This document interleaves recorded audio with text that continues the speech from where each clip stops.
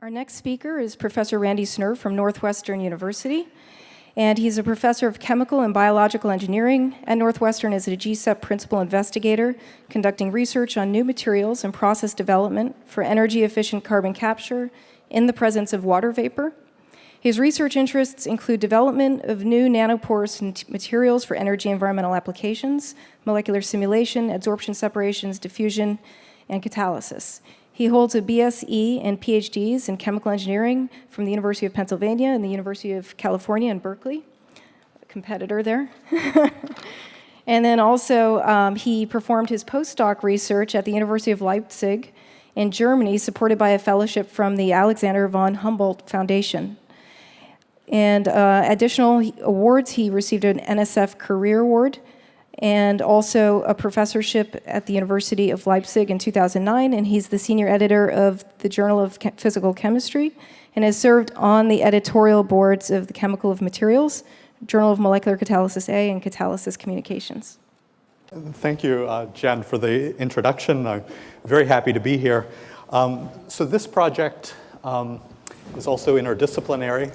The collaborators on the project are Joe Hupp and Omar Farha from the chemistry department at Northwestern, and Feng-Chi Yu and myself from chemical engineering. And like all of the talks this afternoon, this is motivated by the rapid rise in CO2 concentrations in the atmosphere over the last couple of decades. And this project is really focused on post-combustion CO2 capture. So this idea that over the next couple of decades, we'll probably continue to burn a lot of coal. Could we capture that coal and inject it back into the ground? And we've heard a little bit about this throughout the morning. And I will be focused on the capture part rather than the storage part.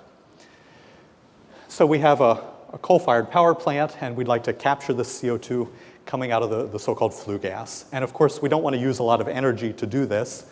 And we also want to keep the operating costs and the capital costs down. And there are, of course, technologies that exist that could be implemented today, but they would be very expensive and perhaps face other technological problems. And the Department of Energy has a goal of getting the increase in the cost of electricity down to something like 35%. So this flue gas is mainly nitrogen from the air, and then the combustion products, CO2 and water. And so separating the CO2, which would be something like 10 or 15% out of this flue gas, is a very challenging problem, partly because of the scales. The scales are really daunting.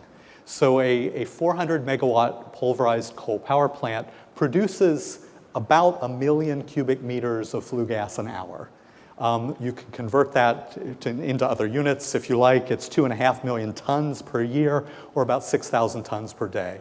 So these are very large flow rates, and the flue gas is at low pressure and very low partial pressure of CO2, so you don't have much there to work with in terms of a driving force. And that's just one power plant. There are about 1,100 coal-fired power plants in the United States currently, 5,000 worldwide, and more being built even as we speak. So the type of separation that I'm going to talk about is adsorption. So Bill talked about absorption with a B, where they're contacting the flue gas with a liquid. I'm going to talk about adsorption with a D, where we're talking about contacting the flue gas with a porous solid that would selectively bind the CO2 over the other components in the flue gas. So the idea is we would have a column full of this porous material, and we pass the flue gas through it, and hopefully the CO2 is selectively bound in these pores, and the other gases pass out the other end of the column. Eventually, the column then fills up with the CO2, and we need to regenerate it. And just like Bill talked about, you can do this by increasing the temperature in a so-called temperature swing adsorption, or you can drop the pressure, which is referred to as pressure swing adsorption, or if the pressures are below 1 atmosphere, vacuum swing adsorption. This type of separation process is already widely processed or practiced for things like separating air into oxygen and nitrogen. And in general, adsorption separations tend to be more energy efficient than traditional things like distillation. A key issue in designing an adsorption system is the choice of the solid, the adsorbent that's going to go into the column. So this project, which just started a few weeks ago, the goal of the project is both to develop new materials and new adsorption process configurations so that we can economically capture 90% of the flue gas, or sorry, 90% of the CO2 from flue gas. And a particular focus of this project is dealing with competitive adsorption of water. So most of the porous solids that you might think of for adsorbing CO2 will also very strongly bind water in a competitive way. So one of the things we want to do is try to overcome that problem. And a critical premise of the project is that the sorbent material and the adsorption process should be developed together. So we think that synergy is critical because these new materials that I'll tell you about may allow or even require new process configurations. And similarly, the process type modeling can feed back and give us goals and information for what type of material do we really want to do this. So to tackle this, we've assembled a team. Joe Hupp and Omar Farha have experience in MOF design and synthesis, characterization and testing. My group mostly does molecular level modeling, some adsorption measurements, and then Feng-Chi Yu from chemical engineering will be doing process modeling. But since the project just started, I'm going to talk about stuff that we've done to date under other funding. So I'm not going to talk about process modeling, and I'm not going to talk about the competitive adsorption of water, but hopefully over the next year or so, we will be tackling those issues. So the class of materials that we're looking at are metal organic frameworks, or MOFs. These are porous crystalline materials. Some of them have exceedingly large surface areas, so as high as 7,000 meters squared per gram. And one of the things that's very exciting about these materials is they're made in a building block approach from metal corners that are connected by organic linker molecules. So these organic pieces have functional groups at the end that want to bind to these metal corners. Because of this building block approach, you can really tune these materials with exquisite control. So you can change the pore size, the pore topology, and I think even more interestingly, you can think about introducing different chemical functional groups into the material that might bind CO2. So the two examples I've shown here are from my collaborator Joe Hupp's lab. And very much like Bill was talking about in the previous talk, there are literally an unlimited number of possible materials that could be synthesized. If you look at these at a macroscopic scale, they look sort of like sand. So these are micron-sized particles. Many of them contain transition metals, so they have these nice colors. And as I said, there are virtually unlimited number. There have been about 11,000 MOFs synthesized to date and reported in the literature.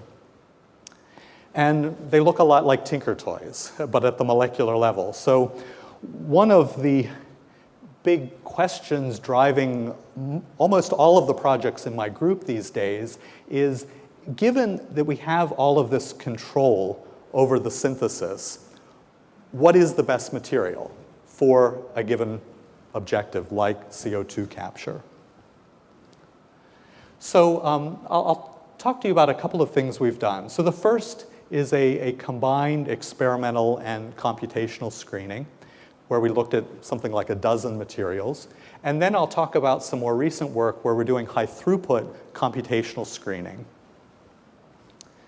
So the first part, this was published a couple of years ago, back in 2009, so I'll only talk about this sort of briefly. But this was a team collaboration organized by people at UOP and also some people at other universities. And with this team, we screened 14 different MOFs from the literature for CO2 capture. And what I'm showing you here is the main result. So this is the amount of CO2 adsorbed at 0.1 bar and 298 Kelvin. And we use that as our criterion for ranking the materials. So 0.1 bar would be roughly the partial pressure of CO2 in the flue gas. And we use 298 Kelvin because there's a lot of data in the literature at room temperature, but the flue gas itself would actually be somewhat warmer than that.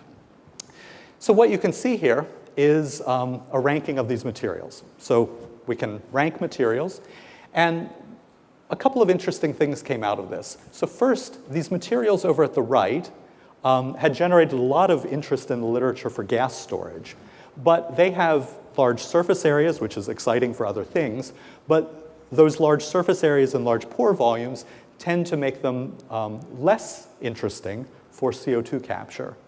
And the most interesting materials over at the left all turned out to have coordinatively unsaturated metal sites. So in these metal corners, sometimes one of the coordination sites is initially occupied by a solvent molecule. When you heat it, you can remove that solvent and expose the metal. And so those materials, among the 14 we tested, turned out to be the best. We also then tried to understand a little bit more about this. So for example, we looked at the amount of CO2 absorbed as a function of the heat of adsorption, or the enthalpy of adsorption. And what's shown here are results at 3 different pressures, and there's generally a linear correlation between the amount of CO2 absorbed and the enthalpy of adsorption. But there is this one notable exception here, which is a MOF that has rather small pore volumes. So some sort of correlation with the heat of adsorption. On the other hand, there's essentially no correlation of the CO2 uptake with the surface area or the pore volume, or in fact, you might say there's a negative correlation with these quantities. Now, I said this was a combined experimental and modeling effort. I've shown you the experimental results. We also then simulated adsorption in all of these materials using Monte Carlo simulations. And with all of this experimental data then, it was a very nice test of the models. So I'm not showing you a lot of detail. I'm just showing you here the ranking of the materials from best to worst, from experiment and from the Monte Carlo simulations. And the agreement's not perfect, but it's pretty good. And we felt that this was a pretty stringent test of the modeling because it's a rather diverse set of MOFs. And the thing we were most pleased about is that we could identify the top 5. Now, we don't get the order exactly right, but we do predict the top 5. And if we're thinking about using modeling as a way of screening materials, that's really what we want. We want to be able to identify quickly what are the best candidates, and then you can go back and do more detailed modeling or do experiments on those candidates and save effort by not looking at the others. So yeah, that brings me to the next idea, which is to then really start doing high throughput computational screening. And our thoughts here were motivated by this picture of thinking of these MOFs as molecular tinker toys. We have all of these pieces that we could stick together in different combinations, but what is the best combination for this application? So recently, Chris Wilmer, a very talented graduate student in my group, wrote a code that will take a library of these MOF building blocks, so the metal corners and the organic linkers.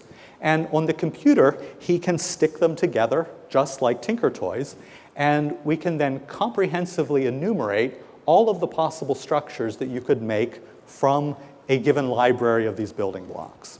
So with a library of about 100 building blocks, so the metal corners and the organic linkers, we've created a database of 137,000 hypothetical MOFs with the idea of doing high throughput screening then to identify useful materials for given applications. So how does this work?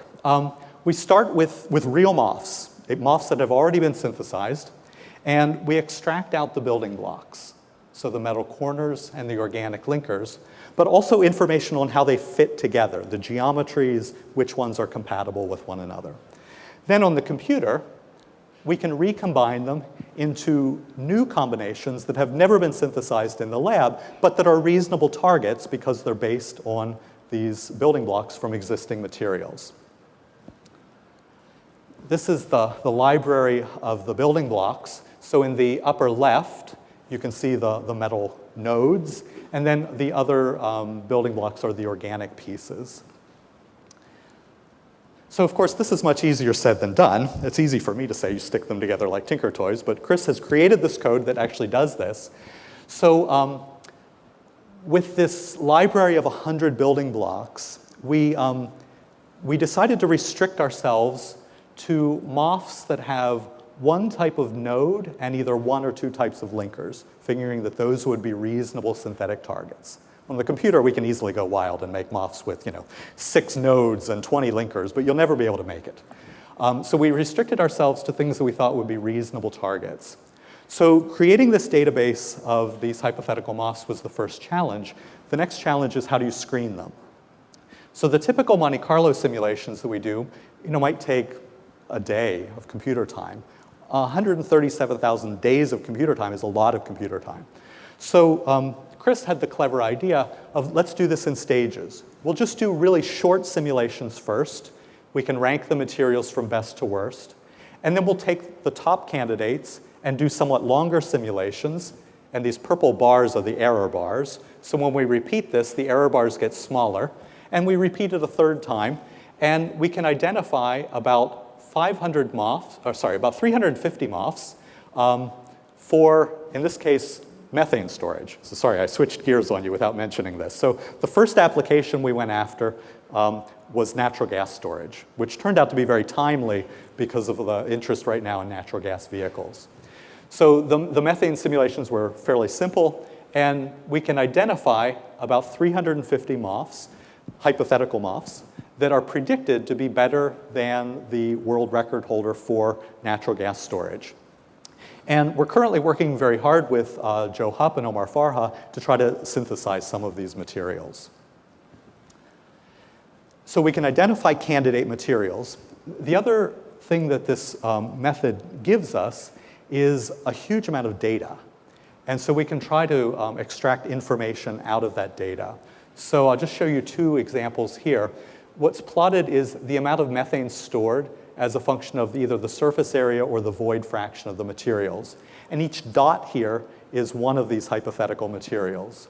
So you can see that high surface area is not necessarily what you want for this application. There's sort of a broad optimum. The void fraction is very sharply peaked, though, around 0.8, and that's quite interesting. The database is available online. So you can go there yourselves if you're interested. You can look at these hypothetical structures. You can sort them according to different criteria. And this went online about 6 months ago, and it's been accessed by researchers in about 40 countries to date. OK, so let me turn to CO2 capture now.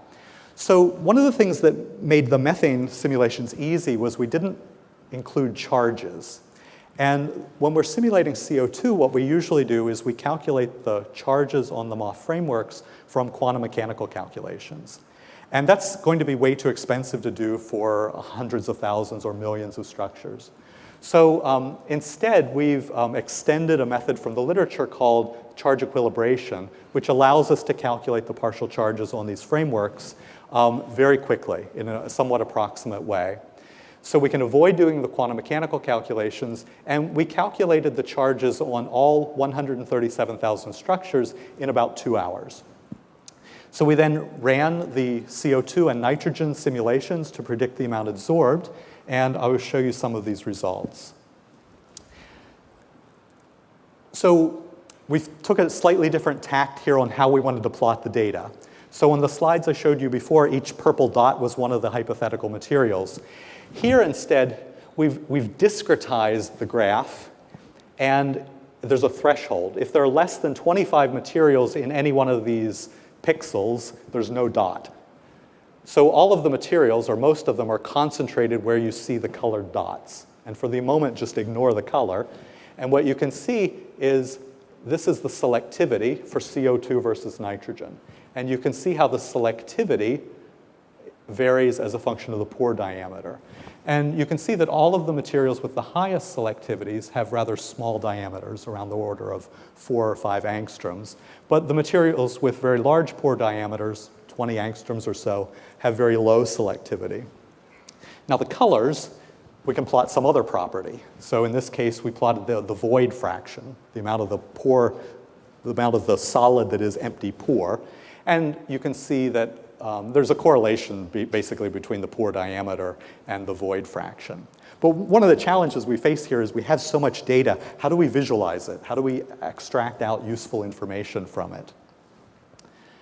So this was the selectivity. As Bill mentioned, there are a number of criteria that a process like this is going to have to satisfy. So again, one of these graphs is the selectivity. The graph in the upper left is the working capacity, which Bill described. So the amount absorbed at the loading conditions minus the amount absorbed where you're emptying the material. In the upper right is a measure of the regenerability. How easy is it to regenerate the material? And in the lower right is a sorbent selection parameter that's very empirical, but sort of tries to take into account all of these different features and the fact that this is a cyclic process. So in looking at these graphs, there are a couple of interesting things. And why don't we look just at the selectivity graph? So the first thing you can see, so we've plotted all of these quantities as a function of the heat of adsorption, the enthalpy of adsorption. So you can see that there's a rather sharp optimum in the heat of adsorption, something like 40 kilojoules per mole or so. If the heat of adsorption is too strong, the CO2 is bound too strongly and you can't get it back out. If the heat of adsorption is too weak, it doesn't take up enough CO2. So very much like Bill Schneider mentioned in the previous talk. Another thing that's interesting is that the optimum the optimal heat of adsorption is not, it's necessary, but it's not sufficient. So if you look here at, say, 30 or 40 kilojoules per mole, some of the materials that have that heat of adsorption have very high selectivity, but some of them have very low selectivity. And so there must be other features that also play a role. So in this case, again, the color we plotted here is the void fraction, the amount of the pore, the solid that is empty pores. So we're trying to extract out all of these sorts of relationships and find out, well, what are the optimum features? Another interesting thing from these graphs is the white space. It's interesting that all of the materials are concentrated in these colored regions and that there are none out here in the white regions. And there are several possible reasons for that. One would be our database is not sufficiently diverse. Maybe there are materials out here that have higher heat of adsorption and higher selectivity, possibly. But it's an intriguing thought that perhaps there are hard physical limits that create these boundaries. And so that's one of the things that we would like to look at. And then another question that's probably on the minds of many of you is, okay, we've identified hundreds or thousands of hypothetical MOFs. Can they actually be synthesized? I'm cautiously optimistic that many of them can be, partly because of some work we published about 2 years ago, where Omar Farha on our team had dreamed up a new MOF. He had drawn it on a sheet of paper. And before he went into the lab to make it, he came to someone in my group and said, well, can you simulate this material and tell me if it's going to have the interesting properties that I am interested in? And so only after the modeling had shown that it looked promising did they go into the lab and actually make the material. And in fact, I think from the beginning of the MOF field, people have targeted materials. They have targeted a topology and given linkers and so on, and they have gone into the lab and figured out how to make these materials because of this building block approach to the synthesis. So the theme of the talk was really rapid screening of MOFs for CO2 capture. And you can see this evolution over the last couple of years. We're moving away from screening dozens of MOFs at a time. And I think we really have the potential now to be screening hundreds of thousands and even millions of structures using computational modeling, and then using that to identify the most promising candidates and go into the lab and make those. So I'd like to acknowledge the people involved in this. The experimental modeling collaboration that I mentioned at the beginning, the collaborators are all shown here. People at UOP, Vanderbilt, Michigan, Argonne, and then several of people in my group have moved on to other locations. And then the high-throughput computational screening, Chris Wilmer and Ki-Chul Kim. Yunsang Bae is now in Korea. And then, of course, Omar Farha and Joe Hupp have been long-standing collaborators on this.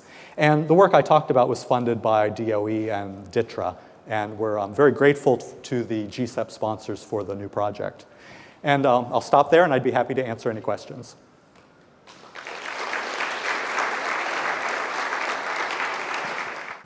I noticed, to piggyback on your question about water there, I noticed that a lot of boilers these days are condensing boilers, just for efficiency reasons. Is there some fundamental reason why big boilers like power plants aren't going in the condensing direction, and wouldn't that take the water away from your troubles? I'm very much the wrong person to answer that question. I'm going to answer the second part. Yes, if we could remove a lot of the water from the flue gas, that would make our job easier. We're still going to need materials that at least tolerate the water. But yes, if we could remove a lot of the water, that would make this job much easier. A couple of questions. Can you hear me? A couple of questions. One is, what about the pressure drop through these beds for absorbing reasonable levels of CO2 from a typical flue gas stream?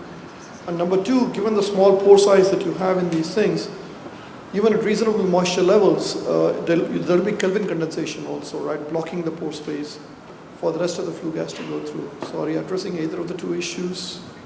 So the pressure drop, I think, will partly be incorporated into the process modeling that the team is just starting. Our understanding is that if you have to pressurize the flue gas, you're out of business. So we can use blowers, but not compressors, to move the flue gas through the beds.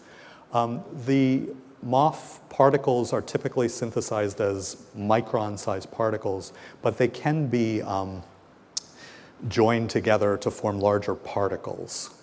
And so the thought would be that this bed would not be full of micron-sized particles, but that these would be used together with some sort of binder to create larger particles, largely to address the pressure drop through the bed. And your second question was? Given the small pore size, you'll have Kelvin condensation from the moisture in the flue gas stream. I mean, these are very small pores, so I don't like to think of it in terms of necessarily a condensation, but there's going to be competitive adsorption between water and CO2. So, I mean, one of the things we've thought about is trying to look at MOFs that are very hydrophobic, so that the water doesn't want to go into the pores, but the CO2 will. That partly answers one of the first questions, too. I mean, that's one of the strategies we're looking at, is to look at hydrophobic MOFs. Okay, I'll just add one question. Yeah, you can hear me. Do you have any sense of the kinetics associated with the MOFs? For instance, are you worried about mass transfer resistance in the micropores, or are you thinking about mesoporous MOFs to prevent that? We haven't looked at it too much. As part of the project earlier, we did some calculations of diffusion, and if the pores are very small, of course, it's going to be a concern. If they're a bit larger, it's less of a concern. I guess it's sort of hard to say at this point. It's something clearly on our radar, and even the mesopore diffusion through the particles, is something we need to keep in mind. Okay, great. Thank you. All right, let's thank our speaker again.